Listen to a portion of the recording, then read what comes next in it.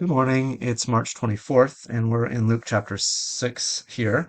And just wanted to start with a few comments on Luke 6, the first couple of verses. The text says, "One of these days, Jesus went out to a mountainside to pray and spent the night praying to God.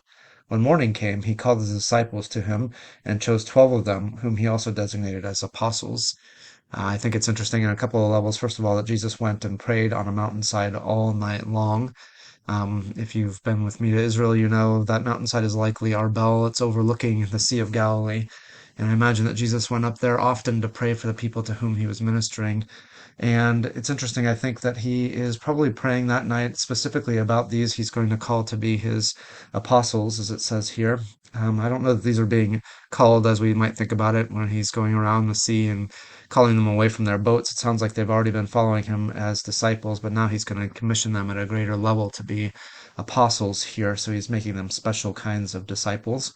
Um, but I imagine he must have been praying about that all night long and seeking the Father's will on that and thinking through how they were going to work in these to come, knowing, of course, that there's going to be much suffering that they're going to have to endure because of this role that they're going to play, and probably having compassion on them, thinking about the weighty thing to which he was about to call them, and asking the Father to prepare them for that, to give them what they would need to be successful as he would deem success in those situations, and probably praying for their faith too. We know that Jesus often said to his disciples, called them a people of little faith, and he was probably praying that they would be strengthened in their faith, that they would be adequate to the task to which they were being called, and probably praying for them each individually, knowing who they were, what their personality was, their strengths and weaknesses, their gifts and talents, and their lack of those things, and what would need to be developed in them, and even their character and what they would need to develop in terms of spiritual character and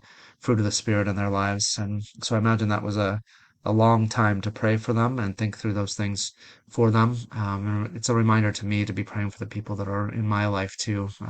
You boys in particular, my family, those I minister to at the Bible college. I try to pray through my small group list quite regularly and through those who are going to Grace Chapel Bible Institute. So try to pray by name to those who God has called me to minister to. And I just, I'm inspired by what Jesus does here and want to do that better, to be more specific and pray longer over those who are given into my charge. Knowing that God is in control and that He has called those to this ministry, but also just agreeing with Him and participating in their preparation and the things that happen in their lives. So that was a good one from today from Luke chapter 6, a good reminder for prayer for us. That's it.